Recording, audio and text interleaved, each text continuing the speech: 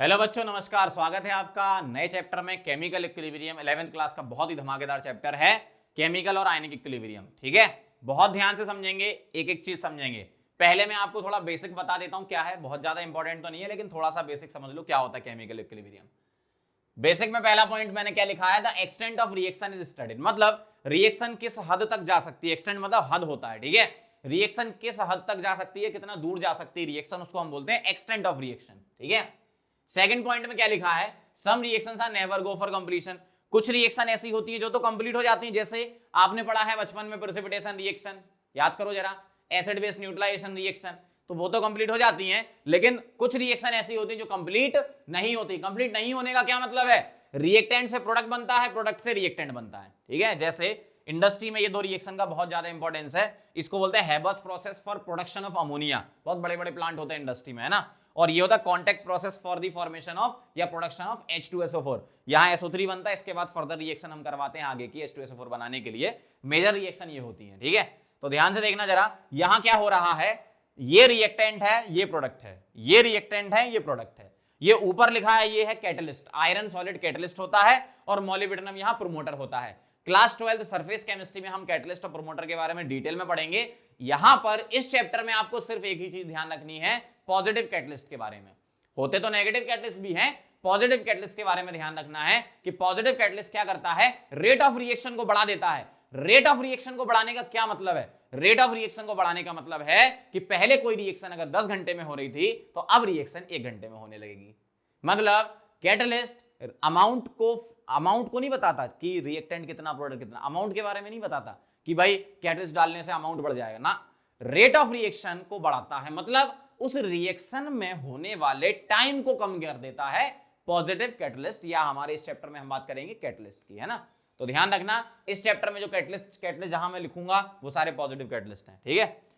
यहां होता है वेनेडियम पेंटाऑक्साइड, ये कॉन्टैक्ट प्रोसेस है, हैबर्स प्रोसेस है, ठीक है। बहुत सिंपल सी चीज है। इक्विलिब्रियम को अगर क्लासिफाई करें तो दो टाइप से बता सकते हैं, फिजिकल केमिकल। फिजिकल चेंज में जो इक्विलिब्रियम वो फिजिकल इक्विलिब्रियम, केमिकल चेंज में जो इक्विलिब्रियम वो केमिकल इक्विलिब्रियम। जैसे फिजिकल चेंज आप बचपन से जानते हो, आइस से वाटर बनता है, फिजिकल चेंज है। NaCl को पानी में डाल दो, नमक को पानी में डाल दो, सॉल्वेशन रिएक्शन, फिजिकल चेंज है। केमिकल इक्विलिब्रियम मतलब केमिकल चेंज में, केमिकल स्टेट या केमिकल प्रोसेस में रिएक्शन हो। देखो H2 और I2 रिएक्ट कर रहे हैं तो नया केमिकल HI बन रहा है, यहां N2O2 रिएक्ट कर रहे हैं तो नया केमिकल NO बन रहा है। मतलब एक्चुअल में हो क्या रहा है कि केमिकल प्रोसेस में जो रिएक्शंस होती हैं, केमिकल चेंज जहां होता है, नए अलग टाइप के प्रोडक्ट बन जाएं तो उसको हम केमिकल इक्विलिब्रियम बोलते हैं। अब हम इसके अंदर चलेंगे, केमिकल इक्विलिब्रियम के अंदर हम जाके उसको एक्सप्लोर करेंगे, और यही आपका चैप्टर यहां से स्टार्ट होता है, केमिकल इक्विलिब्रियम। फटाफट से इसको नोट करो, फिर अपन यहां से स्टार्ट करते हैं, बहुत आराम आराम से चीजों को आप समझेंगे हम, ठीक है। नोट कर लो।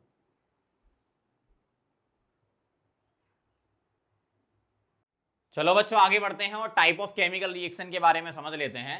इसमें दो टाइप की रिएक्शन हम डिस्कस करेंगे, एक है कौन सी, इरिवर्सिबल रिएक्शन, और एक है हमारी रिवर्सिबल रिएक्शन। इरिवर्सिबल रिएक्शन क्या होती है, जो एक ही डायरेक्शन में प्रोसीड होती है। रिवर्सिबल क्या होती है, जो दोनों डायरेक्शन में प्रोसीड होती है। एक ही डायरेक्शन में प्रोसीड होने का मतलब है रिएक्टेंट से प्रोडक्ट बनना, मतलब फॉरवर्ड रिएक्शन वो मैं बोल रहा हूं, है ना। तो एक डायरेक्शन में होने वाली इरिवर्सिबल और दोनों डायरेक्शन में होने वाली रिवर्सिबल, मतलब रिएक्टेंट से तुम्हारा प्रोडक्ट भी बने और प्रोडक्ट से तुम्हारा रिएक्टेंट भी बने, ठीक है, ऐसा होता है। तो यही मैंने पहले पॉइंट में लिखा है, the reaction which proceed in one direction forward direction only, और ये जो रिएक्शन है ये दोनों डायरेक्शन में होती है। सेकंड पॉइंट पढ़ो क्या कहना है, reactant are almost completely converted into product. जब आपने बोल ही दिया कि वन डायरेक्शन में होने जा रही है, मतलब फॉरवर्ड डायरेक्शन में हो रही है, तो रिएक्टेंट क्या करेगा, प्रोडक्ट बना लेगा। तो वही लिखा है क्या, reactants are almost completely converted into product, और products do not react to form reactant again. मतलब आपने बोला ना यूनिडायरेक्शन है, अगर यूनिडायरेक्शन है तो प्रोडक्ट आपस में रिएक्ट करके वापस रिएक्टेंट नहीं बना सकते, नहीं तो फिर वो बाई डायरेक्शनल हो जाती। अगला क्या लिखा, डू नॉट अटेन इक्विलिब्रियम, हो ही नहीं सकता, क्यों, जब रिएक्टेंट पूरा कंज्यूम होकर प्रोडक्ट बना देगा तो काय का इक्विलिब्रियम, है ना। अगला क्या लिखा है, such reactions are represented by single arrow. आपने बहुत सारी रिएक्शन ऐसी पढ़ी हैं, जैसे न्यूट्रलाइजेशन रिएक्शन आपकी हो गई, HCl plus NaOH, single arrow लगाते थे आप, NaCl प्लस वाटर बनता था, ठीक है। और ये रिएक्शंस जो होती हैं कौन सी, इरिवर्सिबल रिएक्शन, ये फेवर करती हैं ओपन वेसल में, ठीक है, या ओपन कंटेनर में। तो ओपन कंटेनर में होने वाली रिएक्शन क्या होती है, इरिवर्सिबल। और आपने यहां बोला क्या, the reaction which proceed in both the direction, क्या बोला, अंडर सेम एक्सपेरिमेंटल कंडीशन, मतलब टेम्परेचर प्रेशर वगैरह आपने सेम रखा, उसको डिस्टर्ब नहीं किया, है ना। अब दूसरा पॉइंट क्या बोल रहे हैं आप, reactant form product and product also react to form reactant in backward direction. एक बार बताओ, अगर रिएक्टेंट प्रोडक्ट बना लेंगे और प्रोडक्ट वापस रिएक्शन करके रिएक्टेंट बना लेंगे, तो ये कहानी तो तब होगी ना जब ढक्कन बंद हो, क्लोज वेसल हो।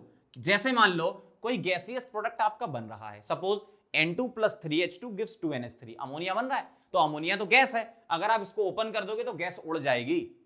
आपको इसको बंद करके ही रिएक्शन करानी है ताकि अमोनिया के मॉलिक्यूल दोबारा से रिएक्ट तो कर पाए, उड़ ना जाए। अगर उड़ गए तो वो इरिवर्सिबल हो गई। मतलब क्लोज वेसल को अगर मैं ओपन कर दूं तो ये वाली रिएक्शन कन्वर्ट हो जाती है इन रिएक्शन में। क्या बोला मैंने, बहुत इंपॉर्टेंट बात बोल दी, ध्यान से सुनना। अगर मैं क्लोज्ड वेसल को ओपन कर दूं तो जो रिवर्सिबल पहले हो रही थी इसमें, अब ओपन होने के बाद वो इरिवर्सिबल हो जाएंगी। बहुत इंपॉर्टेंट पॉइंट है, ठीक है। अगला देखो जरा, attain equilibrium and never go for completion. सही बात है, क्यों? जब रिएक्टेंट से प्रोडक्ट बनेगा, प्रोडक्ट से रिएक्टेंट, तो ये कार्यक्रम चलता रहेगा। रिएक्टेंट प्रोडक्ट बनाएगा, प्रोडक्ट रिएक्टेंट बनाएगा, प्रोसेस चलती रहेगी, इक्विलिब्रियम चलता रहेगा।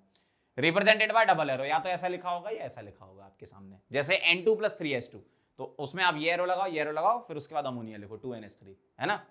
तो ये बहुत बेसिक से पॉइंट है। अब इनके हम एग्जांपल्स लिख लेते हैं कि कौन कौन सी रिएक्शन इरिवर्सिबल होती है, कौन कौन सी रिएक्शन रिवर्सिबल होती है। पहले इसको नोट कर लो आप।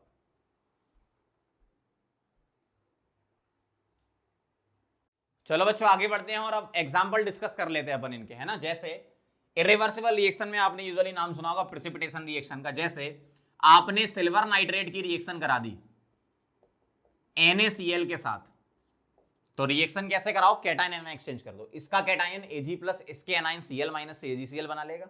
इसका एनायन NO3- इसके कैटायन Na+ से NaNO3 NO3 बना लेगा। तो जो AgCl है ये व्हाइट कलर का प्रेसिपिटेट होता है ना। प्लस क्या बनेगा, NaNO3। तो पीपीटी बनना मतलब रिएक्शन फॉरवर्ड डायरेक्शन में जाना।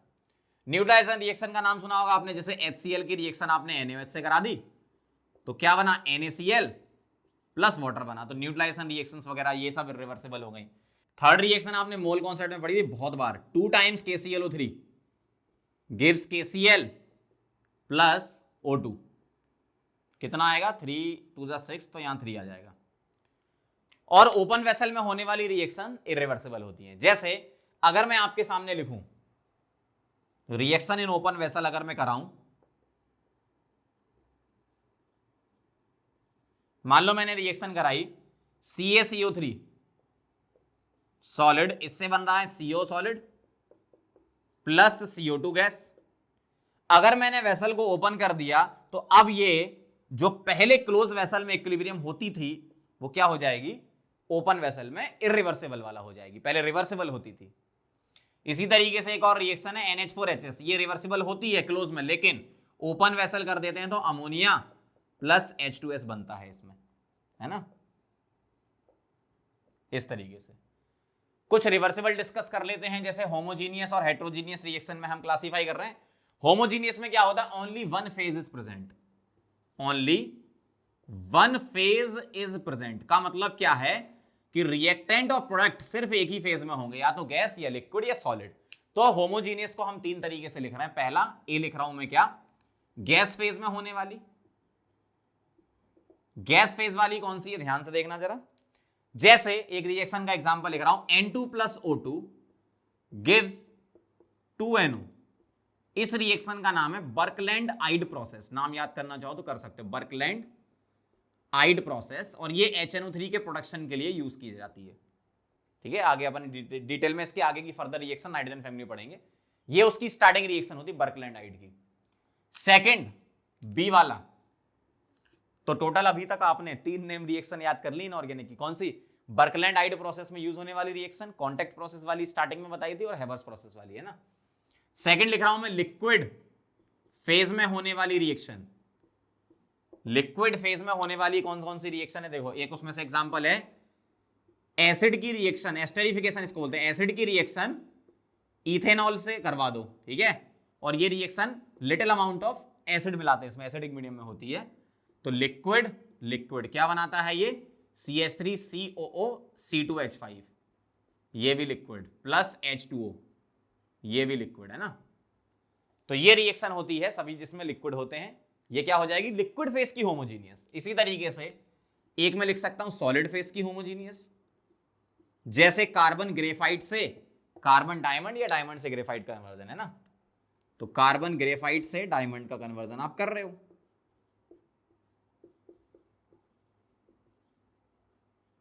तो ये भी रिएक्शन क्या होती है, सॉलिड फेज में इक्विलिब्रियम रिएक्शन होती है। ठीक है, जैसे आपने सुना होगा कि जब भी डायमंड मिलता है तो डायमंड के ऊपर पहले ग्रेफाइट मिलता है, उसको हटाया जाता है तो नीचे डायमंड मिलता है, ऐसा होता है, जो भी माइंस होती है वहां से जो निकालते हैं अपन। हेट्रोजीनियस, हेट्रोजीनियस में क्या होता है, टू और more than two phase are present, two और more than two phase are present, मतलब दो या दो से ज्यादा फेज प्रेजेंट होंगे तो हम क्या बोलेंगे, हेट्रोजीनियस। जैसे ध्यान से देखना, CaCO3 की रिएक्शन करा रहे हैं हम, क्लोज वेसल में होनी है reaction, CO plus CO2 solid solid gas, NH4HS की रिएक्शन अमोनिया के जो बन रहा है हीटिंग पर, अमोनिया प्लस H2S, तो ये रिएक्शन डिकम्पोजिशन रिएक्शन होती है। ये डिकम्पोजिशन है, मतलब हीटिंग पर ऐसा होता है, ये हीटिंग पर ऐसा होता है, ये सब डिकम्पोजिशन रिएक्शन है, ये भी हीटिंग पर हो रहा है। ठीक है, तो क्या बना इसमें, अमोनिया गैस और H2S गैस। तो बड़ा सिंपल सी चीज है, मतलब बहुत बेसिक चीजें चल रही हैं अभी, मेन न्यूमेरिकल चैप्टर अभी स्टार्ट नहीं हुआ, मतलब न्यूमेरिकल्स वाला पोर्शन स्टार्ट नहीं हुआ है अभी, बहुत बेसिक थ्योरेटिकल चीजें कवर कर रहे हैं, इक्विलिब्रियम को एक्सप्लोर कर रहे हैं अपन, एक्चुअल में इक्विलिब्रियम क्या है तो आप समझ जाओगे सारी चीजें। जैसे होमोजीनियस रिएक्शन 3 टाइप की हम लिख रहे हैं, ठीक है, हेट्रोजीनियस में ऐसी होंगे, देखो दो या दो से ज्यादा फेस प्रेजेंट होंगे तो हम क्या बोलेंगे, हेट्रोजीनियस। और ये जो रिएक्शंस होती हैं ये कहां पर होती है, क्लोज वेसल में। ये हमने कहां लिखी थी, रिएक्शन इन ओपन वेसल, और ये कहां होती है, इन क्लोज्ड वेसल, इन क्लोज्ड वेसल। ठीक है, ऐसा होता है। तो ये था बहुत बेसिक सा कि टाइप ऑफ केमिकल रिएक्शन को हम कैसे डिफाइन कर रहे हैं, इरिवर्सिबल और रिवर्सिबल।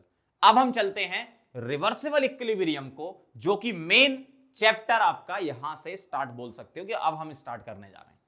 रिवर्सिबल रिएक्शन की स्टडी हमें करनी है और उसको फिर आगे लेकर कैरी ऑन करते जाना है एंड तक। ठीक है, चलो इसको नोट करो, फिर अपन रिवर्सिबल रिएक्शंस के बारे में अब अपन स्टार्ट कर रहे हैं। ठीक है, नोट कर लो इसे। चलो बच्चों, तो आगे बढ़ते हैं और अब ध्यान से समझते हैं सारी चीजें, एक एक चीजें क्या कह रहे हैं। देखो, रिवर्सिबल रिएक्शन में हम केमिकल इक्विलिब्रियम की स्टडी करेंगे। किसमें, रिवर्सिबल रिएक्शन में केमिकल इक्विलिब्रियम की स्टडी करेंगे। तो ये जो लिखा है ना, CH मतलब केमिकल, EQ मतलब इक्विलिब्रियम, इन REV मतलब रिवर्सिबल, RXN मतलब रिएक्शन। ठीक है, तो chemical equilibrium and reversible reaction कैसे स्टडी करेंगे। मैं एक रिएक्शन लेके चल रहा हूं, स्टार्टिंग में क्या है मेरे पास, R1 और R2, ये दो रिएक्टेंट हैं, ये आपस में रिएक्शन करके बना रहे हैं दो प्रोडक्ट P1 एंड P2, और मैंने मान लिया कि ये सभी गैस हैं। ठीक है, तो R1 R2 ये भी गैस है, P1 P2 ये भी गैस है, रिएक्टेंट आपस में रिएक्शन करके क्या बना रहा है, प्रोडक्ट बना रहे हैं। ठीक है, तो अब हम क्या यहां पर स्टडी करते हैं, हम ये मानकर चलते हैं शुरुआत में कि R1 और R2 प्रेजेंट होंगे। क्या होंगे, R1 और R2 प्रेजेंट होंगे। तो पहला पॉइंट लिख रहा हूं मैं, क्या, इनिशियली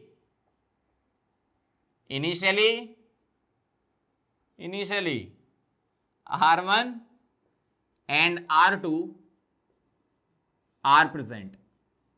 R1 और R2 प्रेजेंट है, इनिशियली क्या प्रेजेंट है, R1 और R2 प्रेजेंट है बेटा इनिशियली। ठीक है, point number 2,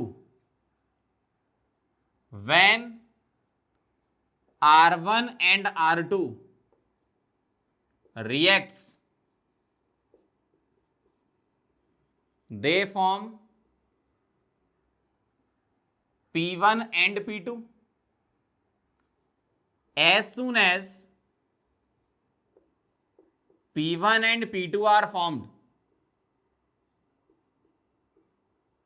P1 and P2 are formed, they start backward reaction. देखो जरा क्या कह रहे हैं आपसे, जब R1 R2 रिएक्ट करते हैं, इनिशियली तो यही प्रेजेंट है, ये प्रेजेंट नहीं है, ध्यान से सुनना, इनिशियली रिएक्टेंट प्रेजेंट है बेटा, प्रोडक्ट प्रेजेंट नहीं है। तो अगर इनिशियली ये प्रेजेंट है तो जब ये दोनों रिएक्शन करेंगे तो क्या बनाएंगे, P1 P2 बनाएंगे, और जैसे ही P1 P2 बनने लगेगा तो ये आपस में रिएक्शन करके रिएक्टेंट बना लेंगे। फिर सुनो क्या बोला मैंने, स्टार्टिंग में सिर्फ रिएक्टेंट था, प्रोडक्ट नहीं था, रिएक्टेंट आपस में रिएक्शन करेंगे तो प्रोडक्ट बनाएंगे, और जैसे ही प्रोडक्ट बनना स्टार्ट हो जाएगा वो आपस में रिएक्शन करके बैकवर्ड रिएक्शन में रिएक्टेंट बनाना चालू कर देंगे। इसका मतलब क्या होगा, जब R1 R2 रिएक्ट करके P1 P2 बनाएंगे तो पॉइंट नंबर 3 ये कह रहे हैं कि rate of forward reaction decreases, rate of forward reaction, as a result rate of forward reaction decreases. मतलब R1 R2 कम होते जाएंगे तो रेट क्या होती जाएगी, कम होती जाएगी समय के साथ। And rate of backward reaction increases.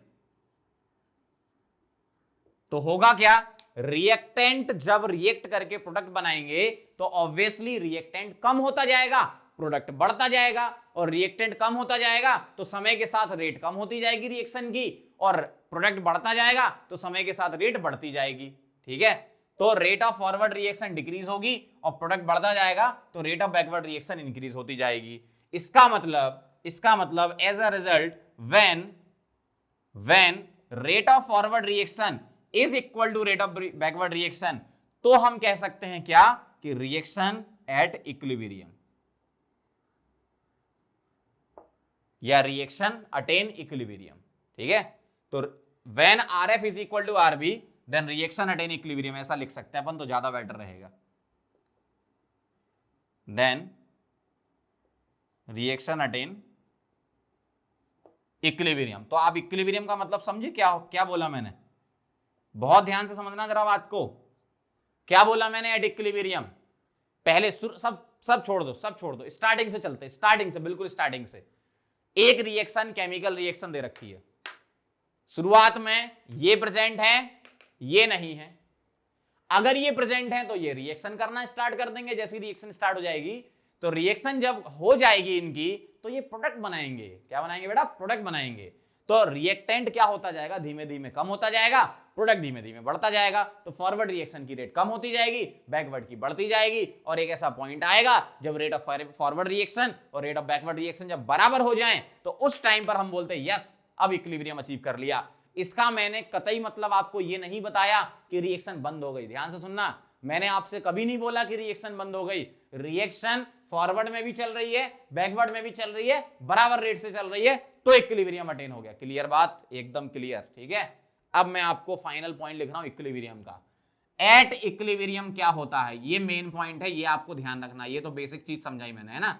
At equilibrium पर क्या होता है, दो चीजें ध्यान रखना। क्या, एट इक्विलिब्रियम पहला पॉइंट तो अपन यहां लिख चुके हैं, rate of forward reaction is equal to rate of backward reaction होता है इक्विलिब्रियम पे। और दूसरा पॉइंट ये है कि कॉन्सेंट्रेशन ऑफ रिएक्टेंट्स, कॉन्सेंट्रेशन ऐसे लिखना, CON, C के ऊपर N लगाता हूं मैं तो मैं कॉन्सेंट्रेशन बोलता हूं उसको। ठीक है, तो कॉन्सेंट्रेशन ऑफ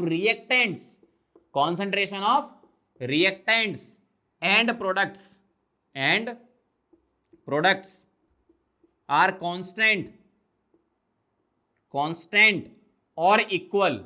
मतलब कॉन्सेंट्रेशन क्या हो जाएं, कांस्टेंट हो जाएं या इक्वल हो जाएं तो रेट बराबर हो जाएगी, और रेट बराबर हो जाएगी मतलब RF is equal to RB पे इक्विलिब्रियम अचीव करता ही है। मतलब आप दो चीजें ध्यान रखो, ध्यान से सुनना जो मैं बोल रहा हूं। रेट अगर सेम होंगी दोनों रिएक्शन की, फॉरवर्ड और बैकवर्ड की, तो क्या वो इक्विलिब्रियम है? आप बोलोगे हां सर, यस सर, इक्विलिब्रियम है। कब? जब रेट बराबर हैं। तो रेट अगर कांस्टेंट हो जाएं लेकिन अलग अलग हो तो इक्विलिब्रियम है क्या? आप बोलोगे नो सर, रेट बराबर होना चाहिए। सेकंड पॉइंट के बारे में बोलो, ध्यान सुनना। कॉन्सेंट्रेशन रिएक्टेंट की और प्रोडक्ट की सेम हो जाएं तो क्या वो इक्विलिब्रियम है? यस, सेम हो जाएं और फिर सेम ही रहें, ये भी ध्यान रखना। ऐसा नहीं कि मान लो रिएक्शन हो रही है और पहले आपका कॉन्सेंट्रेशन अलग अलग था, फिर बीच में कभी एक आध बार सेम हो गई और फिर चेंज हो गई, तो इसको इक्विलिब्रियम नहीं बोलेंगे। मान लो स्टार्टिंग में पहले कॉन्सेंट्रेशन अलग अलग थी, फिर एक टाइम के बाद दोनों की कॉन्सेंट्रेशन सेम हो गई और फिर पूरी जिंदगी भर सेम रही, इसका मतलब वो इक्विलिब्रियम है। समझना बात को, कॉन्सेंट्रेशन सेम होना और हमेशा सेम होना, मतलब जैसी कॉन्सेंट्रेशन एक बार सेम हो गई तो आगे आने वाली पूरी जिंदगी तक सेम रहे, चेंज ना हो, तो इक्विलिब्रियम है। अगर कॉन्सेंट्रेशन कांस्टेंट हो गई तो भी इक्विलिब्रियम है। ध्यान से सुनना, रेट सेम तो इक्विलिब्रियम, कॉन्सेंट्रेशन सेम या फिर कांस्टेंट तो भी इक्विलिब्रियम होता है। दो चीजें यहां पर, ठीक है। इसी वाले पॉइंट को एक बार हम ग्राफिकल एनालिसिस करके भी समझ लेते हैं कि इक्विलिब्रियम को ग्राफ से समझेंगे तो आप समझ जाओगे चीजों को जो अभी मैंने बोला, ठीक है। तो इसको आप नोट करो, फिर मैं ग्राफ बनाता हूं, लिख लो इसे।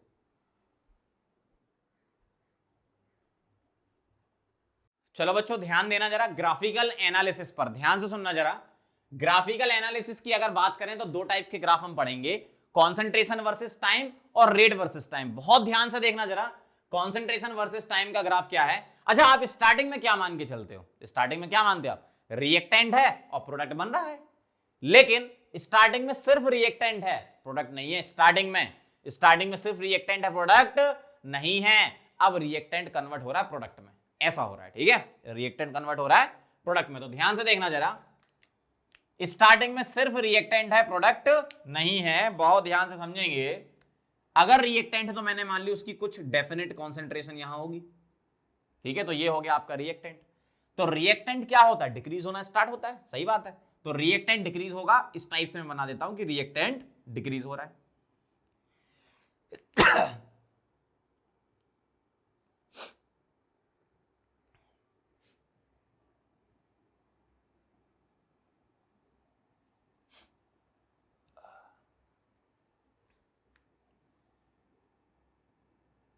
ऐसे डिक्रीज हो रहा है, ठीक है। रिएक्टेंट क्या हो रहा है, डिक्रीज।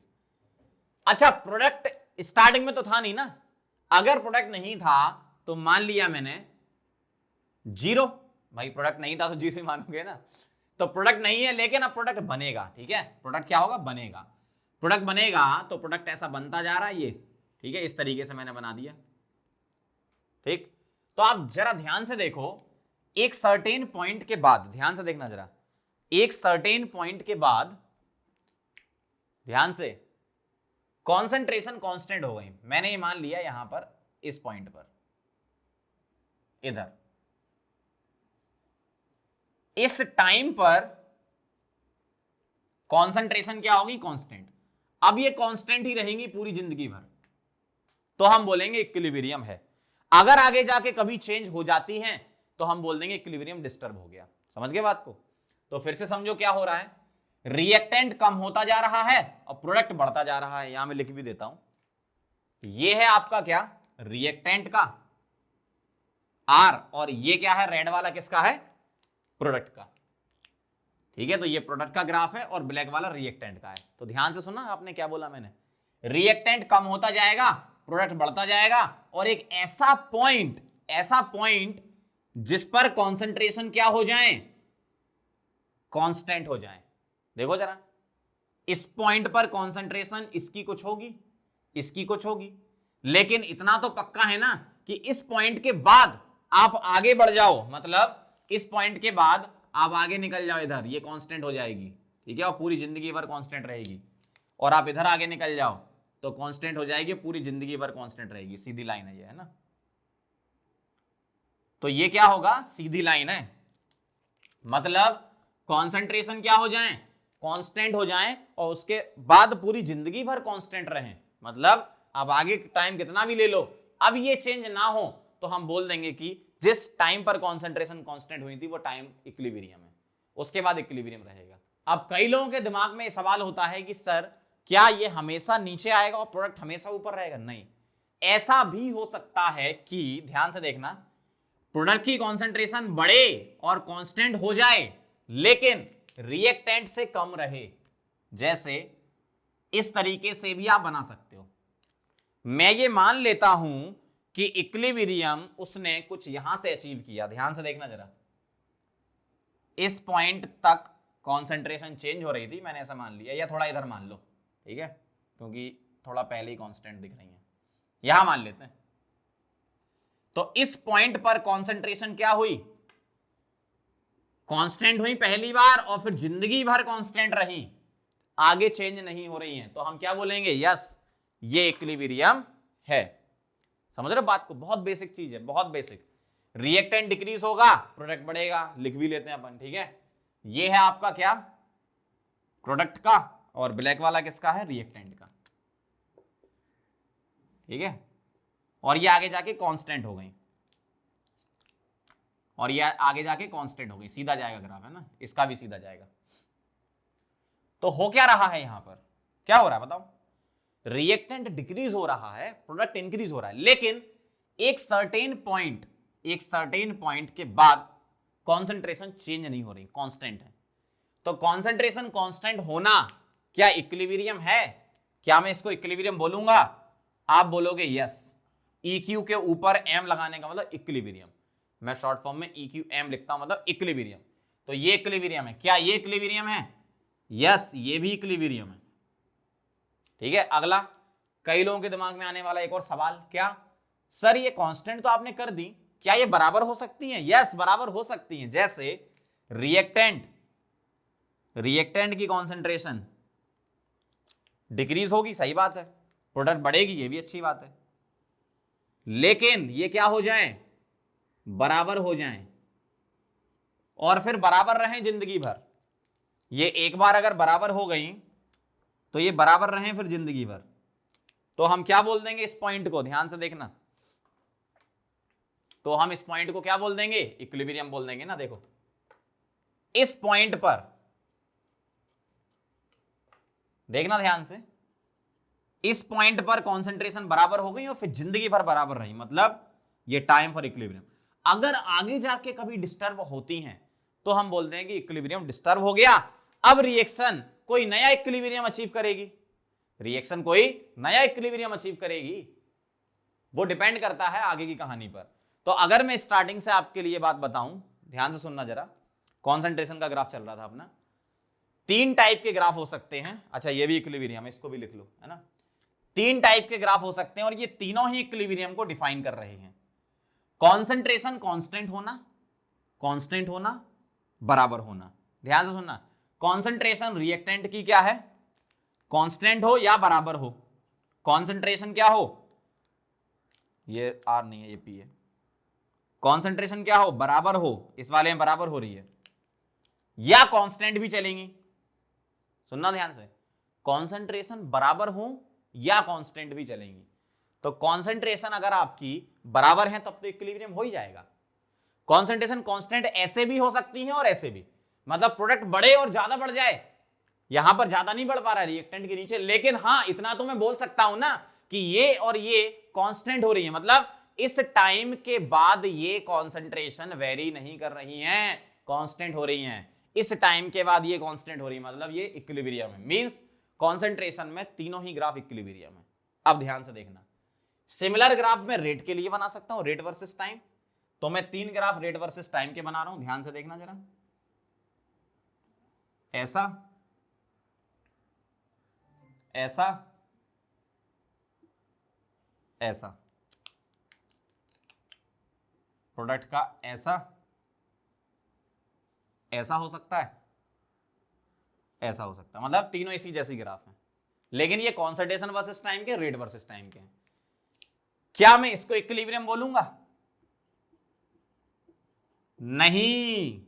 क्या मैं इसको इक्विलिब्रियम बोलूंगा? नहीं। क्या मैं इसको इक्विलिब्रियम बोलूंगा? हां। क्यों?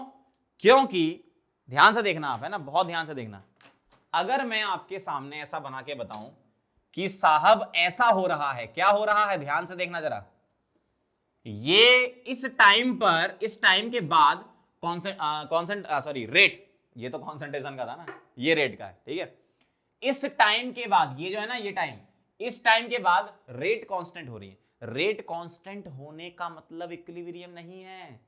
इस टाइम के बाद, यहां कुछ टाइम मान लेते हैं, इस टाइम के बाद रेट क्या हो रही है, कांस्टेंट हो रही है, इस टाइम के बाद रेट कांस्टेंट हो रही है। तो क्या इस टाइम को हम टाइम फॉर इक्विलिब्रियम बोल सकते हैं? नहीं।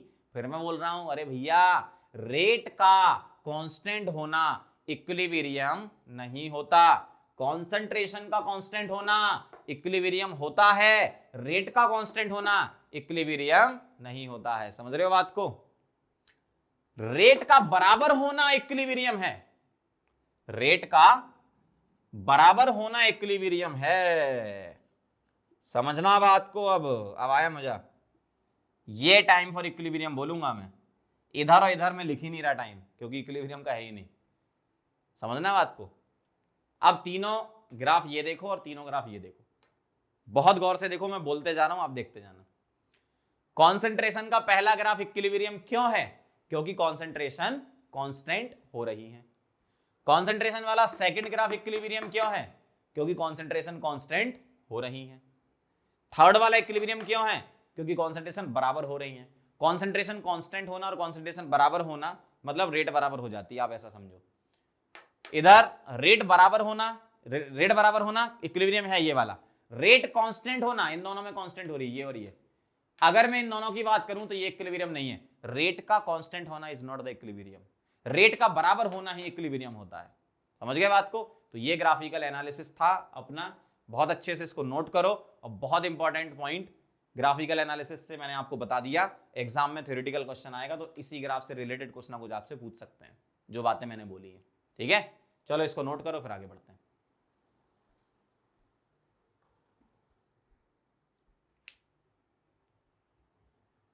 चलो बच्चों आगे बढ़ते हैं। अगला टॉपिक हम समझ रहे हैं नेचर ऑफ केमिकल इक्विलिब्रियम। ठीक है, तो नेचर ऑफ केमिकल इक्विलिब्रियम या कैरेक्टरिस्टिक ऑफ केमिकल इक्विलिब्रियम बोलो, बहुत ध्यान से आराम से समझ लो, बहुत इजी है। पहला पॉइंट क्या कह रहे हैं? Equilibrium can be achieved from either direction. अगर आपसे कोई बोले कि एक रिएक्शन इक्विलिब्रियम पर है, ध्यान से सुनना, अगर आपसे कोई बोले कि एक रिएक्शन इक्विलिब्रियम पर है तो इक्विलिब्रियम कहां से स्टार्ट होगा? क्या रिएक्टेंट से प्रोडक्ट की तरफ होगा? आप बोलोगे नहीं, प्रोडक्ट से रिएक्टेंट भी हो सकता है। मतलब हम ऐसा मान के चलते हैं कि स्टार्टिंग में रिएक्टेंट है, प्रोडक्ट नहीं है। मान लो आप कोई ऐसा बोलो कि सर हम प्रोडक्ट को चेंज करके रिएक्टेंट बना रहे हैं और फिर हम ऑब्जर्व कर रहे हैं, बिल्कुल कर सकते हैं। मतलब रिएक्टेंट वाली डायरेक्शन मतलब फॉरवर्ड डायरेक्शन से भी, और प्रोडक्ट वाली डायरेक्शन मतलब बैकवर्ड डायरेक्शन से भी, दोनों डायरेक्शन से इक्विलिब्रियम को अचीव किया जा सकता है। ठीक है, ये ध्यान रखना। दूसरा point, equilibrium is dynamic in nature. Dynamic होता है, स्टैटिक नहीं होता। इसका मतलब क्या है? उसका मतलब समझाने के लिए एक रिएक्शन मैंने ली है। डायनेमिक का मतलब समझो क्या होता है। फेरिक नाइट्रेट है मेरे पास, ठीक है, और पोटेशियम थायोसाइनेट है, इसकी रिएक्शन हो रही है, FeSCN होल थ्राइस बन रहा है और KNO3 बन रहा है। ठीक है, अब ध्यान से देखना जरा, जब ये रिएक्शन हो रही है तो होता क्या है? इसका जो कलर होता है FeSCN होल थ्राइस का, इसका होता है ब्लड रेड कलर। क्या होता है? ब्लड रेड, खूनी लाल, ब्लड रेड कलर होता है। ठीक है, तो जब ये ब्लड रेड कलर होता है तो वो कब बनता है, कब प्रोड्यूस होता है, कब दिखता है? जब ये दोनों आपस में रिएक्शन करते हैं। सही बात है ना? अगर ये दोनों आपस में रिएक्शन कर रहे हैं तब आपको ब्लड रेड कलर मिल रहा है। ठीक है, तो इन दोनों की रिएक्शन से रेड कलर मिल रहा है। अब अगर आप मान लो, सपोज अगर तुम कॉन्सेंट्रेशन ऑफ KNO3 अगर बढ़ाते हो, KNO3 की कॉन्सेंट्रेशन बढ़ाते हो, तो ये क्या करेगा? अब इससे रिएक्शन करने लगेगा वापस बैकवर्ड डायरेक्शन में करने के लिए। तो इस रिएक्शन में क्या ऑब्जर्व होता है कि जैसे हम KNO3 को मिलाते हैं, मतलब KNO3 की कॉन्सेंट्रेशन अपनी तरफ से बढ़ाते हैं, जैसे ये रिएक्शन तो हो रही, बहुत अच्छी बात है, मेरे पास अलग से एक डिब्बे में KNO3 डाला था, मैंने उसमें डाल दिया। ठीक है, तो KNO3 बढ़ा दिया तो रिएक्शन बैकवर्ड होने लगती है। मतलब intensity of blood red colour, intensity of colour decrease होने लगती है, ऐसा ऑब्जर्व किया जाता है। मतलब रिएक्शन बैकवर्ड चली गई। और आपके पास अलग से FeNO3 होल थ्राइस पड़ा हुआ था, आपने क्या बोला कि concentration of FeNO3 whole thrice बढ़ा दी। कैसे बढ़ाओगे? कुछ मोल वगैरह मिला के। ठीक है, मोल या सीधी कॉन्सेंट्रेशन भी डाल सकते हो ना। तो अगर concentration of FeNO3 whole thrice बढ़ा रहे हो तो इंटेंसिटी ऑफ कलर इंक्रीजेस, आप ऐसा ऑब्जर्व कर रहे हो। इसका मतलब हो क्या रहा है? रिएक्शन दोनों डायरेक्शन में चल रही है।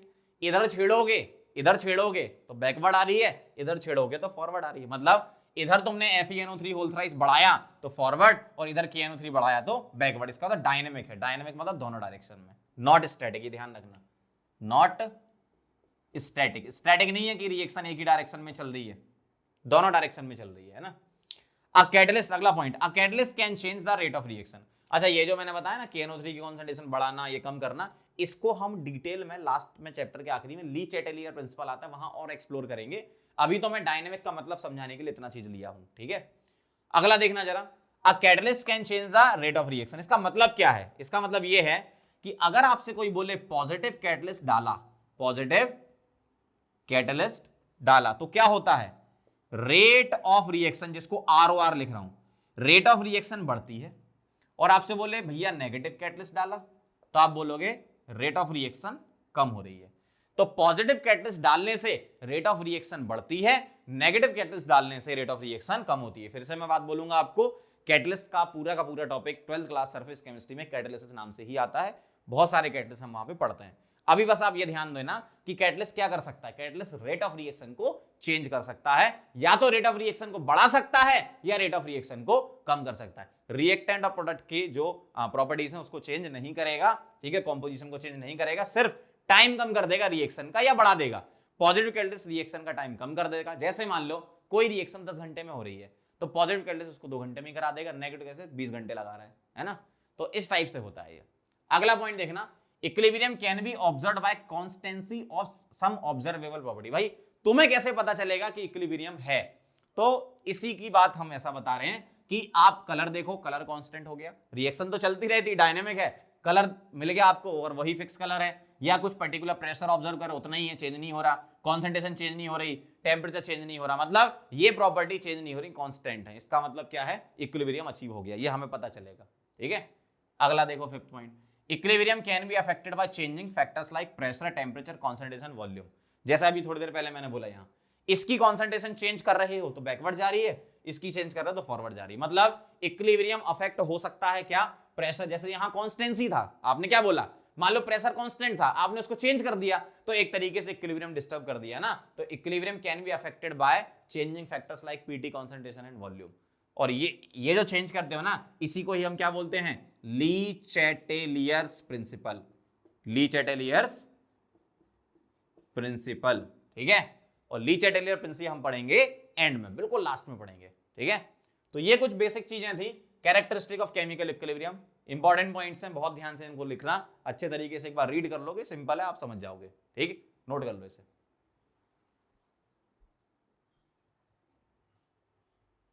चलो बच्चों आगे बढ़ते हैं, जो अभी तक हमने पढ़ा उससे रिलेटेड क्वेश्चन है, बहुत सिंपल से ध्यान से देखो जरा। एक रिएक्शन हो रही है 2NO + O2 गैस 2NO2, सभी गैस हैं, ठीक है। The reaction is carried out in open and close vessel in lab 1 and lab 2। मतलब ओपन वेसल वाली हो रही है लैब 1 में और क्लोज वेसल वाली हो रही है लैब 2 में, ऐसा आपसे बोला गया respectively. The dynamic equilibrium can be studied in, EQM मतलब इक्विलिब्रियम, बताना जरा। ओपन वेसल में इरिवर्सिबल होती हैं और क्लोज वेसल में रिवर्सिबल रिएक्शन होती है। ठीक है, तो क्या बोल रहे हैं, डायनेमिक इक्विलिब्रियम मतलब रिवर्सिबल रिएक्शन आपको चाहिए, इसका मतलब क्या आंसर आ जाएगा आपका, लैब 2 बदलापुर, क्लोज वेसल में ही होती है रिवर्सिबल रिएक्शन।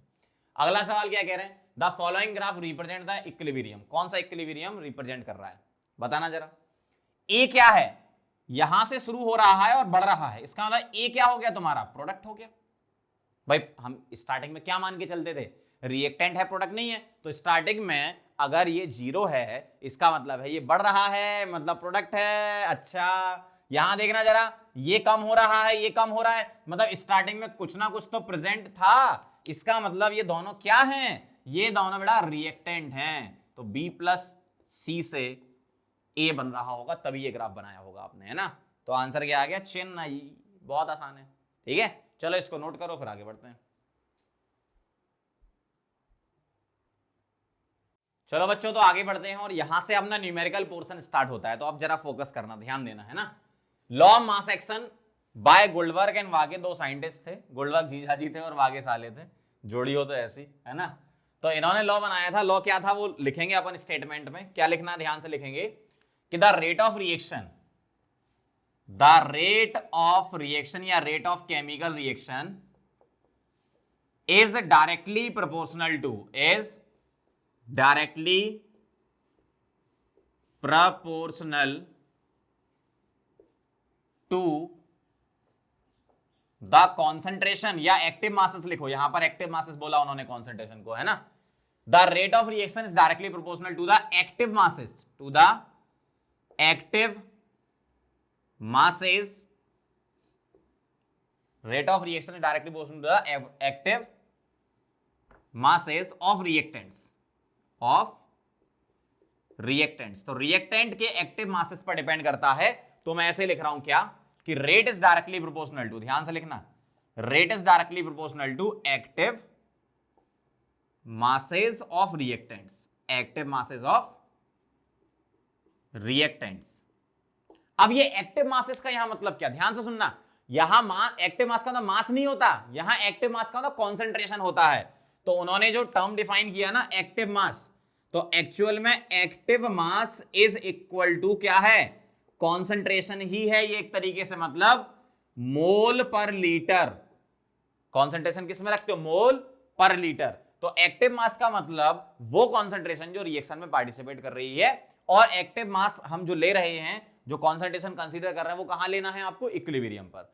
ध्यान से सुनना, जब कभी भी आप रेट ऑफ रिएक्शन लिखेंगे तो rate of reaction is directly proportional to active masses of reactant लिखेंगे, और एक्टिव मासेस क्या होता है, कॉन्सेंट्रेशन ही होता है मोल पर लीटर में। और जब हम इक्विलिब्रियम को डिफाइन करेंगे तो हमें कॉन्सेंट्रेशन या एक्टिव मास कहां का रखना पड़ेगा, इक्विलिब्रियम का। वो मैं अभी आपको करके बताऊंगा। तो अभी तो बेसिक लॉ समझो क्या है, rate is directly proportional to क्या है, एक्टिव मास, और एक्टिव मास को हम क्या लिखते हैं, कॉन्सेंट्रेशन मोल पर लीटर में लेते हैं। अब मैं आपके सामने स्टेटमेंट लिख रहा हूं लॉ का।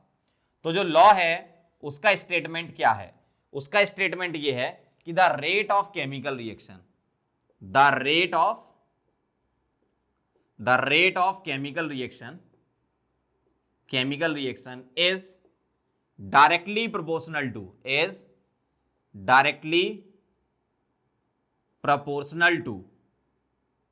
proportional to the product of, directly proportional to the product of active masses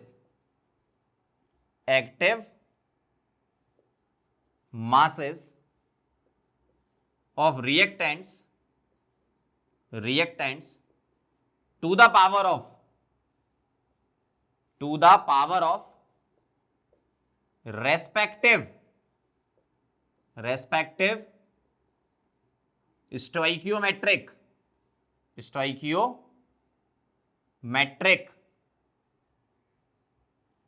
coefficients। अब इसका मतलब क्या हुआ, एक रिएक्शन लेकर हम समझेंगे। मैं एक रिएक्शन ले लेता हूं क्या, alpha A plus beta B, इससे gamma C plus delta D बन रहा है, और ये सभी क्या ले लिए मैंने, गैस है। ये सभी क्या है, गैस है। ये ध्यान रखना, सभी क्या है, गैस है। तो मैं इसके लिए रेट कैसे लिखूंगा, मैं लिखूंगा रेट दो तरीके से डिफाइन कर सकते हो आप। क्यों, क्योंकि अगर मैं इस रिएक्शन को ऐसे पढ़ूं कि alpha A plus beta B, इससे बन रहा है gamma C plus delta D, तो यहां पर ए और बी रिएक्टेंट होंगे और सी और डी प्रोडक्ट होंगे। क्लियर। अगर मैं रिएक्शन को उल्टा पढ़ना चाहूं तो भी पढ़ सकता हूं, क्या, gamma C plus delta D से क्या बन रहा है, alpha A plus beta B, तो सी और डी उस रिएक्शन में रिएक्टेंट हो जाएंगे और ए और बी प्रोडक्ट हो जाएंगे। तो मैं लिख रहा हूं रेट ऑफ फॉरवर्ड रिएक्शन। क्या लिख रहा हूं, रेट ऑफ फॉरवर्ड रिएक्शन।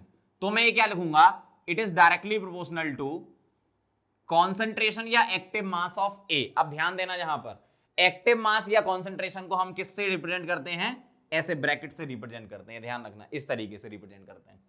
तो rate of forward reaction is directly proportional to, हम यहां पर ऐसे नहीं लिख रहे कॉन्सेंट्रेशन ऑफ ए, पूरा वर्ड नहीं लिख रहे, उसको छोटा करने के लिए उन्होंने जो बड़ा वाला ब्रैकेट है वो वाला ले लिया करो, है ना, ये लिया था। तो हम ऐसे लिख सकते हैं स्क्वायर ब्रैकेट में क्या, कॉन्सेंट्रेशन ऑफ ए बोल देंगे। अब इसको, इसकी पावर क्या, अल्फा, और बी की पावर क्या, बीटा। देखो जरा स्टेटमेंट पढ़ लो एक बार फिर से, the rate of chemical reaction is directly proportional to the product of active masses. तो ए और बी का हमने प्रोडक्ट कर दिया, और क्या लिखा है उन्होंने बाद में, to the power of respective stoichiometric coefficient. मतलब ए का कोएफिशिएंट क्या है बेटा, अल्फा, बी का क्या है, बीटा, तो वही लगा दिया पावर। इसी तरीके से हम क्या लिख सकते हैं, हम लिख सकते हैं रेट ऑफ, क्या लिख सकते हैं, rate of backward reaction, rate of backward reaction. और रेट ऑफ बैकवर्ड रिएक्शन क्या लिखोगे, बताओ जरा। बैकवर्ड रिएक्शन में रिएक्टेंट सी और डी है तुम्हारे, ध्यान से, बैकवर्ड रिएक्शन में रिएक्टेंट क्या है, सी और डी। तो सी की पावर गामा और डी की पावर डेल्टा। अब मैं यहां प्रोपोर्शनलिटी हटा रहा हूं, तो एक कांस्टेंट इंट्रोड्यूस कर रहा हूं, के एफ, ए की पावर अल्फा और बी की पावर बीटा। यहां पर प्रोपोर्शनलिटी हटाएंगे तो एक कांस्टेंट इंट्रोड्यूस कर रहे हैं, के बी, सी की पावर गामा और डी की पावर डेल्टा। अब ये के एफ और के बी क्या है, ध्यान से सुनना जरा। इधर मैं ऊपर लिख देता हूं के एफ, ऐसा लिखा रहता बुक्स में, और यहां नीचे के बी। मतलब के एफ के बी कुछ तो होंगे, और के एफ के बी क्या है, यहां लिख देता हूं। के एफ जो है वो है रेट कांस्टेंट। क्या है ये, रेट कांस्टेंट, या फिर इसको हम बोलते हैं specific reaction rate, specific reaction rate for forward reaction, forward reaction, और केबी क्या बोलेंगे, रेट कांस्टेंट और specific reaction rate for backward reaction, backward reaction. तो केएफ और केबी को आप क्या बोलते हो, रेट कांस्टेंट, किसके लिए, फॉरवर्ड और बैकवर्ड के लिए। अब इसको डिफाइन कैसे करोगे, जब तुम्हारी रेट 1 हो जाए, यूनिटी हो जाए, जब तुम्हारी कॉन्सेंट्रेशन यूनिटी हो जाए, तो जो रेट कांस्टेंट है वही रेट के बराबर होता है, रेट यूनिटी नहीं, कॉन्सेंट्रेशन यूनिटी हो जाए। तो जब तुम्हारी कॉन्सेंट्रेशन यूनिटी हो जाए, उस टाइम पे जो रेट होगी वही केएफ के बराबर होगी, इसलिए हमने वर्ड यूज, देखो आपने कितनी बार देखा होगा ये वर्ड स्पेसिफिक, स्पेसिफिक का मतलब यूनिटी होता है, ये ध्यान रखना। तो जब तुम्हारी कॉन्सेंट्रेशन 1 पुट कर दो आप यहां पे, तो रेट ऑफ फॉरवर्ड रिएक्शन क्या हो जाएगी, केएफ, मतलब मैं इसको लिख रहा हूं RF, rate of forward reaction RF क्या आ जाएगा, केएफ के बराबर आ जाएगा। कब, जब ए और बी 1 पुट कर दोगे, जब सी और डी 1 पुट कर दोगे तो आरएफ क्या हो जाएगा, केबी के बराबर आ जाएगा। मतलब केएफ और केबी एक तरीके से क्या है, ये स्पेसिफिक रिएक्शन रेट ही हम इसको डिफाइन कर सकते हैं। समझ गए बात को, जब कॉन्सेंट्रेशन ए और बी की आपकी यूनिटी हो जाएंगी तो R F is equal to K F हो जाएगा, और सी और डी की यूनिटी हो जाएंगी तो आर एफ क्यों लिख दिया, यहां आर बी आएगा ना, R B is equal to K B हो जाएगा। भाई अगर इसको आर एफ लिखा तो फॉरवर्ड रिएक्शन, एफ मतलब फॉरवर्ड, बी मतलब बैकवर्ड, है ना। तो बैकवर्ड रिएक्शन का जो रेट है वो केबी के बराबर कब होगा, जब सीओडी हम 1 पुट कर दें, उसी कंडीशन को हम स्पेसिफिक कंडीशन बोलते हैं। मतलब स्पेसिफिक रिएक्शन रेट भी हम इसको बोल सकते हैं। ध्यान से सुनना, रेट कांस्टेंट बोलो या स्पेसिफिक रिएक्शन रेट बोलो, बात बराबर है, ठीक है। तो ये मैंने बता दिया आपको लॉ ऑफ मास एक्शन किस तरीके से हम अप्लाई करते हैं। फॉरवर्ड रिएक्शन और बैकवर्ड रिएक्शन के लिए रेट लिखना सीख लिया। अब हम इसी को कनेक्ट करेंगे इक्विलिब्रियम कांस्टेंट निकालने के लिए, ठीक है। तो डिफरेंट टाइप के हम इक्विलिब्रियम कांस्टेंट की स्टडी करते हैं और उससे हम किसी भी रिएक्शन के एक्सटेंट के बारे में बता सकते हैं कि रिएक्शन फॉरवर्ड में ज्यादा होगी कि बैकवर्ड में ज्यादा होगी, ठीक है। तो पहले आप इसको नोट करो, फिर हम डिफरेंट टाइप के इक्विलिब्रियम कांस्टेंट स्टडी करने जा रहे हैं। लिख लो पहले से।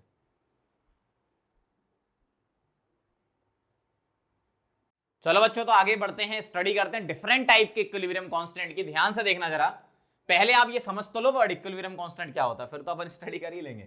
इक्विलिब्रियम कांस्टेंट का मतलब क्या है, आप मुझे एक बार बताओ, एट इक्विलिब्रियम क्या कंडीशन होती है।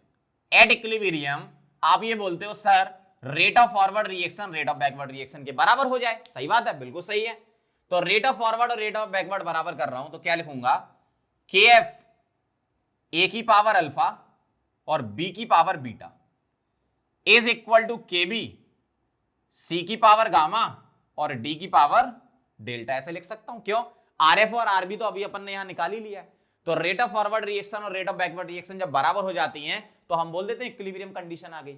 इसका ना दोनों चीजें बराबर कर दो, और जब मैंने दोनों चीजें बराबर कर दी इसका मतलब अब ये जो कॉन्सेंट्रेशन है ये कहां की हो गई, इक्विलिब्रियम की कॉन्सेंट्रेशन हो गई, ठीक है। तो अब मैं एक काम करता हूं, इसको यहां और इन दोनों को यहां ला रहा हूं, तो अब आपको कुछ ऐसा नजर आएगा, K F upon K B is equal to C to the power gamma D to the power delta A to the power alpha और B to the power beta, ऐसे। और ये जो के एफ अपॉन के बी दिख रहा है आपको चमकता हुआ, ये इसी को हम बोलते हैं इक्विलिब्रियम कांस्टेंट के। इसी को क्या बोलते हैं हम, इक्विलिब्रियम कांस्टेंट के। क्या लिखेंगे, सी की पावर गामा डी की पावर डेल्टा ए की पावर अल्फा और बी की पावर बीटा। अब मुझे एक बात बताओ, तुमने लॉ ऑफ मास एक्शन को कैसे डिफाइन किया था, कॉन्सेंट्रेशन के टर्म में डिफाइन किया था ना।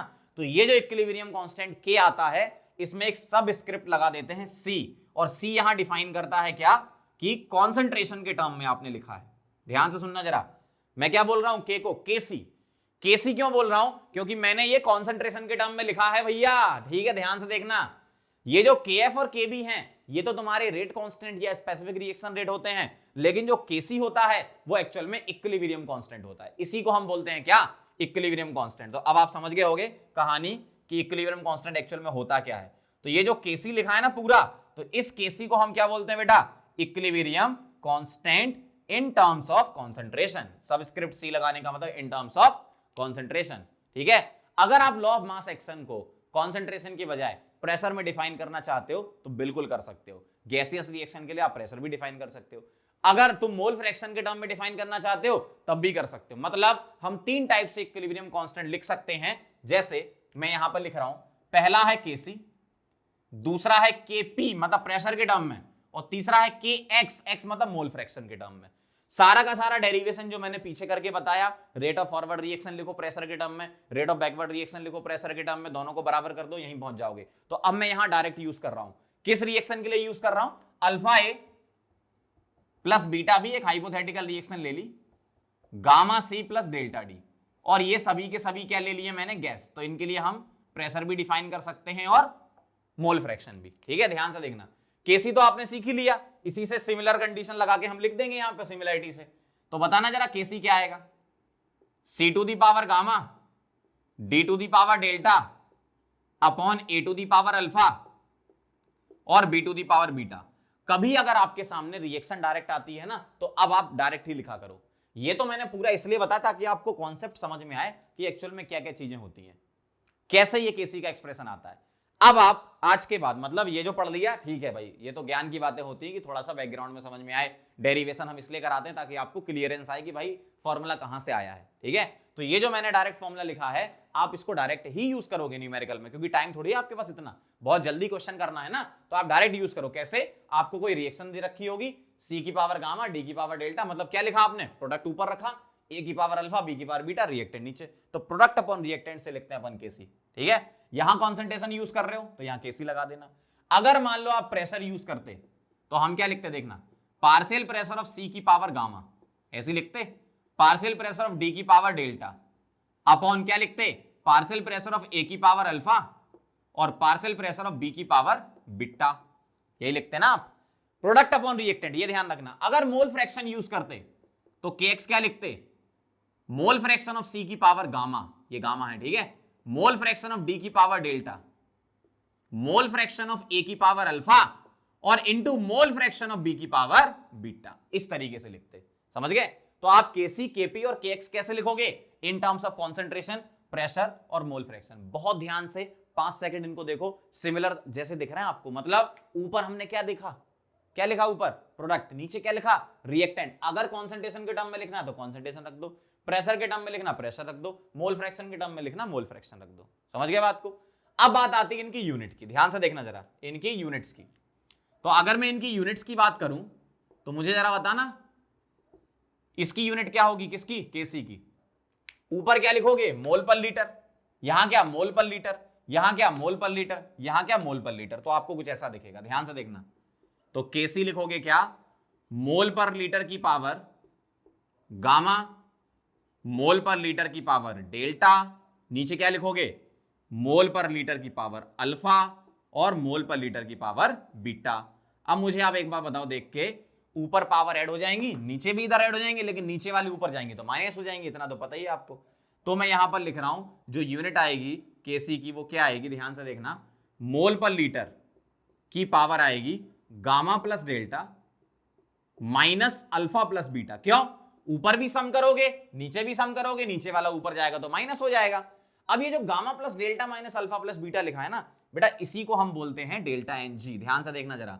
और मोल पर लीटर को मैं कैपिटल एम लिख दूं, मोल पर लीटर का मतलब मोलर, मोलर मतलब कैपिटल एम, तो इसकी power delta N G.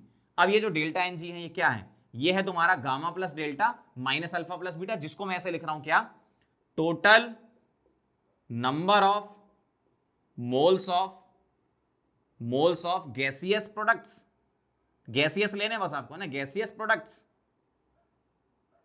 Minus total number of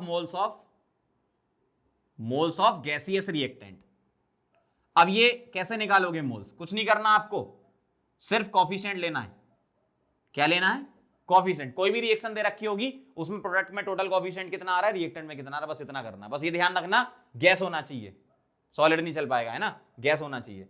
तो total number of moles of gaseous product minus total number of moles of gaseous reactant, ऐसे लिखना है। अब आप सिमिलरिटी से जैसे ये लिखा वैसे यहां लिख सकते हो। कैसे, एटीएम एटीएम एटीएम एटीएम, सभी प्रेशर एटीएम में रख दो आप, है ना। आप और भी यूनिट रख सकते हो, पास्कल भी रख सकते हो, लेकिन यूजुअली एटीएम लेते हैं। तो अगर मैं एटीएम में रखूं तो ध्यान से देखना जरा, तो यहां पर जो यूनिट बनेगी, इसकी यूनिट क्या बनेगी, अब मैं डायरेक्ट लिख रहा हूं कैसे, जैसे यहां लिखा है, यहां क्या आया, मोलर आया ना, वहां क्या आएगा, इस जगह एटीएम आ जाएगा। तो बेटा केसी जो आएगा वो आएगा क्या, सॉरी केपी जो आएगा, केसी तो लिख लिया ना, केपी की जो यूनिट आएगी वो आएगी एटीएम की पावर डेल्टा एनजी। ध्यान से देखना जरा, यहां क्या लिखा मैंने, मोलर की पावर डेल्टा एनजी, यहां एटीएम की पावर डेल्टा एनजी। ठीक है, अब ध्यान से देखो, यहां जब kx लिखोगे, इसकी यूनिट जब लिखोगे, तो मुझे बता दो मोल फ्रैक्शन की यूनिट क्या होती है।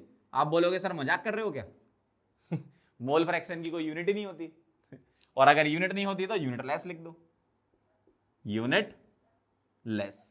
ठीक है, तो ये कहानी है। जब कभी भी आप इक्विलिब्रियम कांस्टेंट को डिफाइन करेंगे तो किस तरीके से डिफाइन करेंगे, केसी, केपी और केएक्स। अभी मैं आपको क्वेश्चन से भी समझा दूंगा, आप एग्जाम में डायरेक्ट कैसे लिखोगे ये तो मैं आपको डिटेल एक बार बता रहा था। अच्छा, यहां पे एक फॉर्मूला और याद कर लेना, ये क्या, केसी इज इक्वल टू क्या होता है, केएफ अपॉन केबी।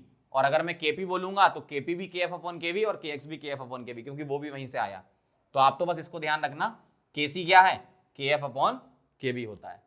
ठीक है, तो मेन कहानी क्या है आपकी, इक्विलिब्रियम कांस्टेंट को आप रिएक्शन में कैसे लिखोगे। तो अभी मैं आपको एक एग्जांपल करवा देता हूं, कुछ रिएक्शंस देता हूं, उसमें अपन लिखना स्टार्ट करते हैं। आप देखते जाना, मैं आपको सब सिखा दूंगा। ठीक है, इसको नोट कर लो पहले।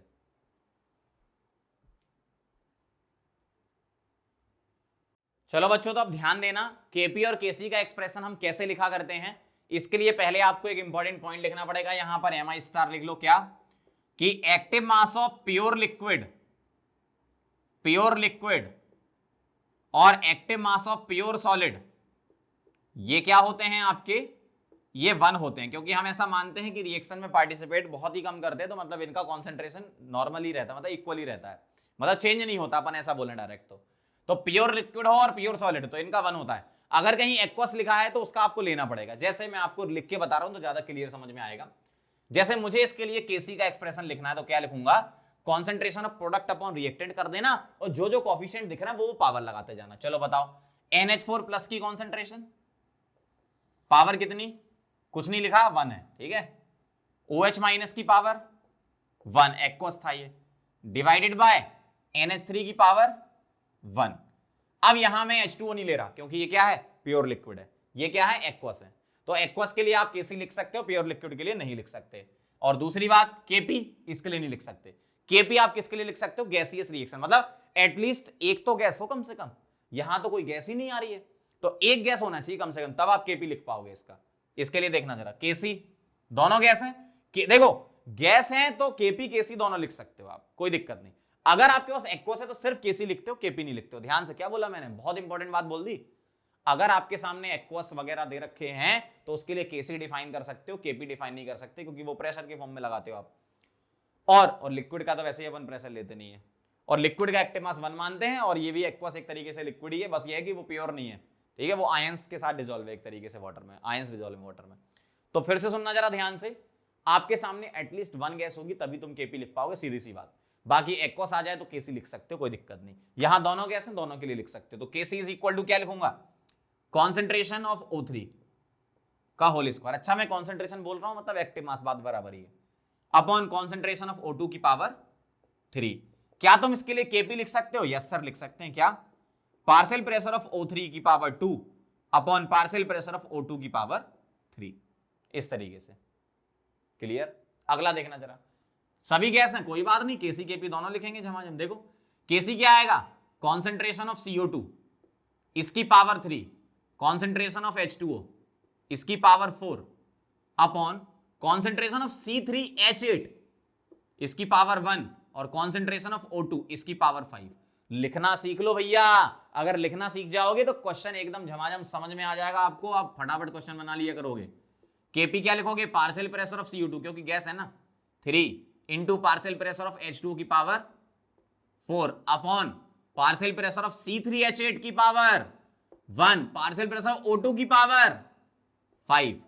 तो जब कभी भी इक्विलिब्रियम कांस्टेंट दिए जाएंगे या इक्विलिब्रियम कांस्टेंट निकालना पड़ेगा, तो जो रिएक्शन दी जाएगी सभी में गैस है, तो आप केसी भी लिख सकते हो, केपी भी लिख सकते हो। यहां आना, गैस है क्या, कहीं भी गैस नहीं, एक भी मिल जाती तो हम केपी लिख देते, केसी लिखेंगे, केपी नहीं लिखेंगे। चलो केसी बताना, लिख सकते हो क्या केसी। सॉलिड का तो एक्टिव मास हम यूनिटी मान के चलते हैं, उसको लेते नहीं है, डिस्कार्ड कर देते हैं, और बाकी इन दोनों का ले लो। तो केसी क्या आ गया, कॉन्सेंट्रेशन ऑफ Ag प्लस, क्योंकि वो एक्वस है, इसकी पावर 1 और I माइनस की पावर 1। क्या तुम केपी लिख पाओगे इसके लिए, नहीं लिख पाओगे। ठीक है, तो समझ लो आप, एक बार देख लो अच्छे से, नोट कर लो इसको, फिर मैं और आपको क्वेश्चन करवा देता हूं, 4 और कर लेते हैं तो 8 क्वेश्चन में आपको समझ में आ जाना चाहिए। अगर आप में थोड़ा सा भी 1% भी दिमाग है तो आप समझ जाओगे कि क्या हो रहा है यहाँ पे, ठीक है, नोट कर लो इसे। चलो बच्चों आगे बढ़ते हैं, 4 क्वेश्चन और तो आपको क्लियर समझ में आ जाएगा। अच्छा, कई लोग ये सोच रहे होंगे सर आपने इक्विलिब्रियम कांस्टेंट तो 3 पढ़ाए हैं, केसी, केपी और केएक्स के बारे में तो बता ही नहीं रहे। अरे भैया केपी जो है ना सिमिलर वैसा ही केएक्स है, तो अपन बार बार नहीं लिख रहे उसको, जैसा केपी लिखते हैं वैसी केएक्स लिखते हैं, बस सीधी सी बात।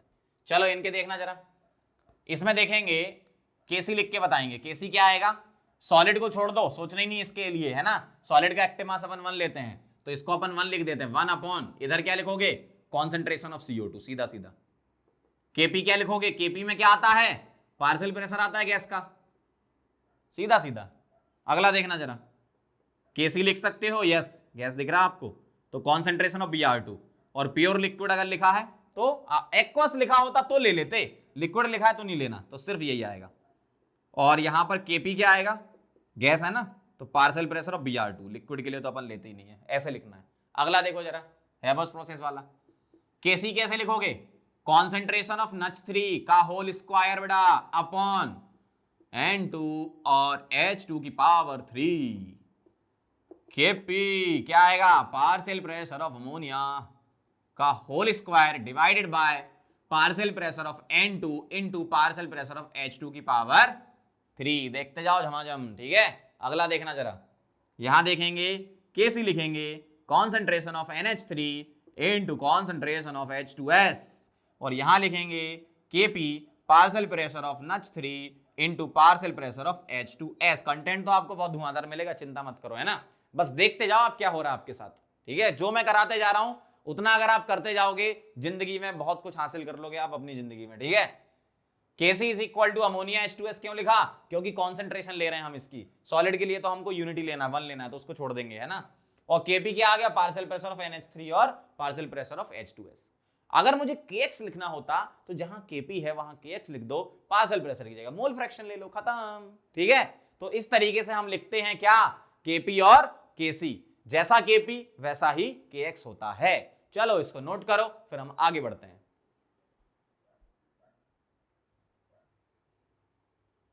चलो बच्चों आगे बढ़ते हैं, और यहां तक जो हमने पढ़ा उससे रिलेटेड क्वेश्चन कर लेते हैं, ध्यान से देखते जाना। क्या कह रहे हैं पहले सवाल में, find the unit of Kp and Kc। Kp Kc की यूनिट निकाल ली है, सबसे पहला काम तुम्हारा होना चाहिए यूनिट निकालने के लिए डेल्टा Ng। बताना जरा क्या है, यहां पर गैस क्या क्या है, दोनों है, यहां ये भी गैस है, ठीक है। तो यहां टोटल कोफिशिएंट का सम क्या आ रहा है, 2 और इसका 1, मतलब 2 + 1 कितना 3, माइनस इधर कोफिशिएंट क्या है 1, 3 - 1 क्या हो गया 2, सिंपल सा है। तो Kc की यूनिट क्या लिखोगे, मोलर की पावर डेल्टा Ng मतलब 2, और Kp की यूनिट क्या लिखोगे, ATM की पावर क्या, डेल्टा Ng, सिंपल सा है। इसमें निकालना जरा, इसके लिए डेल्टा Ng निकाल लो पहले, सभी गैस हैं, ठीक है, बहुत बढ़िया। 2 और 1 3, माइनस यहां 4 और यहां 1 5, टोटल सम 5 हो गया, इसका कोफिशिएंट का सम करना होता है -2।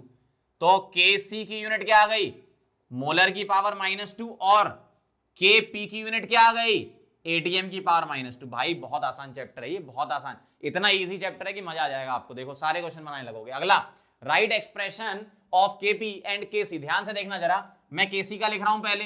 Kc के लिए क्या करते थे आप, सॉलिड सॉलिड छोड़ दो, सिर्फ और सिर्फ गैस ले लो, इसका एक्टिव मास 1 रखना है, ठीक है। और कॉन्सेंट्रेशन ऑफ O2 की पावर क्या रखोगे 5, CaCO3 वाले क्वेश्चन में मैंने कराया था आपको कैसे करना है, ठीक है। Kp क्या लिखोगे, 1 अपॉन सॉलिड छोड़ दो, पार्शियल प्रेशर ऑफ O2 इसकी पावर कितनी 5, इस तरीके से। अच्छा मुझे आप इसकी यूनिट भी बता दो साथ में, ठीक है। तो यहां लिख रहा हूं मैं, पहले डेल्टा Ng निकाल लो, डेल्टा Ng कितना, यहां गैस कुछ भी नहीं है तो यहां 0 ले लो, माइनस इधर गैस क्या है ये कितना 5, तो 0 - 5 कितना होता है -5। वाह क्या बात है, ऐसी मैथ्स भी सीख रहा हूं, है ना। तो यहां क्या लिखूंगा, मोलर की पावर -5, यहां क्या लिखूंगा, ATM की पावर -5। इस तरीके से आप लिखते हो। एक बहुत बेहतरीन सवाल है, ग्राफ वाला क्वेश्चन है, ये कॉन्सेंट्रेशन दे रखी है, ठीक है, और ये टाइम दे रखा है, और यहां बोला है कि इक्विलिब्रियम अचीव कर लिया इसने। तो आपको बताना है A से 2B फाइंड Kc। इसका मतलब आप मुझे एक बात बताओ, जब भी तुम Kc या Kp लिखा करोगे तो कॉन्सेंट्रेशन या प्रेशर कहां के लिए लिया करोगे, ये होते हैं इक्विलिब्रियम के। बहुत ध्यान से सुनना ये बात, क्या लिख रहा हूं मैं। अगर मैंने यहां Kc लिख दिया, अगर मैंने यहां Kp लिख दिया, तो क्या करेंगे, कॉन्सेंट्रेशन हम इक्विलिब्रियम पर लेंगे और प्रेशर हम इक्विलिब्रियम पर लेंगे। मतलब यहां पर concentration of A and concentration of B ये कहां की है, एट इक्विलिब्रियम है, ये ध्यान रखना। कई लोग इस क्वेश्चन में गलती ये करते हैं, बी की कॉन्सेंट्रेशन यहां से शुरू कर देते हैं कि सर यहां अपन कुछ ले लेते हैं, कुछ मान लेते हैं, और ए की कॉन्सेंट्रेशन यहां कुछ मान लेते हैं इधर से ऊपर से। ऐसा नहीं है, आपको ये देखना है कि जब इक्विलिब्रियम अचीव हो गया तो कॉन्सेंट्रेशन कांस्टेंट हुई, इसका मतलब वही इक्विलिब्रियम की कॉन्सेंट्रेशन है, इसकी क्या हुई 0.4 हुई, इसकी क्या हुई 0.1 हुई। तो सीधा सीधा ये रखना है आपको 0.4 का होल स्क्वायर अपॉन 0.1। कुछ लोग क्या है ज्यादा दिमाग लगाने के चक्कर में ऐसा करने लगते हैं, सर इस पॉइंट ऑफ इंटरसेक्शन पे हम इनकी कॉन्सेंट्रेशन निकाल लेंगे और फिर काम हो जाएगा। अरे भाई क्या पागल बने कर रहे हो, जो चीज आसान है वही आसान रहने दो। कई लोग ये लॉजिक देते हैं, भाई इतने साल हो गए पढ़ाते हुए, 10-12 साल तो हो ही गए पढ़ाते हुए, तो इसलिए इस टाइप के क्वेश्चन मैं बता रहा हूं आपको, ऐसा लोग पूछते हैं हर बार क्या कि सर ये जो पॉइंट ऑफ इंटरसेक्शन है क्या यहां पर इक्विलिब्रियम नहीं है। अरे दादा इक्विलिब्रियम ये थोड़ी होता है। अच्छा फिर बच्चा ये पूछता है कि सर ये इस पॉइंट पर ए और बी की कॉन्सेंट्रेशन सेम है क्या, हम बोलते हैं हाँ है, तो सर इक्विलिब्रियम नहीं होगा क्या, सेम हो गई। मैंने क्या बोला, कॉन्सेंट्रेशन सेम हो जाएं या कांस्टेंट हो जाएं और वो जिंदगी भर चलती रहें, इसका मतलब इक्विलिब्रियम है। ऐसा नहीं कि यहां पर तो सेम हो गई लेकिन जैसे ही आप अगले इंस्टेंट पर यहां कहीं गए तो ये तो वेरी कर गई ना। आपको क्या चाहिए, कांस्टेंट हो जाए लेकिन सेम रहें, सेम रहें, सेम रहें, या कभी सेम हो जाए तो सेम रहें, तभी इक्विलिब्रियम बोलेंगे। ऐसा नहीं कि पॉइंट ऑफ इंटरसेक्शन आ गया, वाह कॉन्सेंट्रेशन दोनों की बराबर हो गई, अच्छा इक्विलिब्रियम, ऐसा मत कर देना। जब पॉइंट ऑफ इंटरसेक्शन आया तो यहां इक्विलिब्रियम नहीं होगा, क्यों, क्योंकि अगले ही इंस्टेंट पर कॉन्सेंट्रेशन फिर वेरी कर गई। इक्विलिब्रियम का मतलब ही इतनी देर से मैं समझा रहा हूं, अगर वो आपको समझ में नहीं आया तो ये नहीं आ सकता। इक्विलिब्रियम का मतलब जो मैंने समझाया था ना उसको, अगर ये क्वेश्चन में दिक्कत आ रही है तो वहां जाके फिर से इक्विलिब्रियम पढ़ के आओ, तब समझ में आएगा। और अगर आपको ये क्वेश्चन समझ में आ गया तो भाई साहब दिमाग तो रखते हो आप, बहुत अच्छा। चलो देखो ध्यान से, तो मैं क्या बोल रहा हूं, टी इक्विलिब्रियम जो है इस पॉइंट के बाद कॉन्सेंट्रेशन क्या हो गई, कांस्टेंट हो गई पूरी, ठीक है, और उसके बाद चेंज नहीं हो रही है, तो वही मैंने पुट किया। तो क्या आ जाएगा, इसको सॉल्व करके देखोगे तो 1.6 आ जाएगा। यूनिट के साथ बताया करो मुझे, मोलर की पावर कितना, डेल्टा एन जी बोलना जरा, इसका कितना है 2 - 1 मतलब 1, तो 1.6 molar is the final answer. समझ गया जो बात अभी मैं बोलना चाह रहा था आपसे, कि कई लोग ये गलती करते हैं, इस पॉइंट ऑफ इंटरसेक्शन पे कॉन्सेंट्रेशन निकालेंगे, बहुत ज्यादा मैथ्स लगाने की कोशिश करते हैं। केमिस्ट्री को केमिस्ट्री ही रहने दो, है ना।